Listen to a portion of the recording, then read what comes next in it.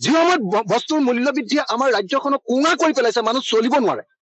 যি সময়ত সকলো ব্যৱসায় মন্দা, যি সময়ত কন্ট্ৰেকচুৱেল আপোনাৰ NHM-ৰ কৰ্মচাৰীসকলক কন্ট্ৰেকচুৱেল চুক্তিভিত্তিক কৰ্মচাৰীসকলক চাকৰি আমি নিয়মীয়া কৰিব পৰা নাই, যি সময়ত সৰ্বশিক্ষাৰ চুক্তিভিত্তিক কৰ্মচাৰীসকলৰ চাকৰি আমি নিয়মীয়া কৰিব পৰা নাই, সেই সময়ত আমি আমাৰ নিজৰ দৰমহাটো বৃদ্ধি কৰিবৰ কাৰণে আলোচনা কৰি থকাটো এইটো অনৈতিক কথা বুলি মই ভাবো।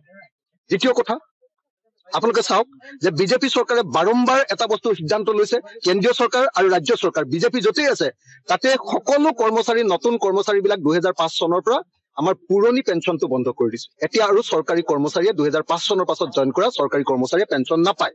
আমি কিন্তু বিধায়ক বিলাকে শপত যদি গ্ৰহণ কৰিলো, শপত গ্ৰহণৰ পিছদিনাৰ পৰা আমি পেঞ্চন পাবৰ কাৰণে যোগ্য হৈ গ'ল। আমি একদম পেঞ্চনটো নিজে পামেই, তাকো ফেমিলি পেঞ্চনো আমি পাম, আৰু ফেমিলি পেঞ্চন পোৱাই নহয়, এতিয়া পেঞ্চনৰ পৰিমাণ বৃদ্ধি কৰিবৰ কাৰণেও আকৌ আমি লাগিছো। কোনো সময়ত আমি বানপানীৰ সময়তেই কথা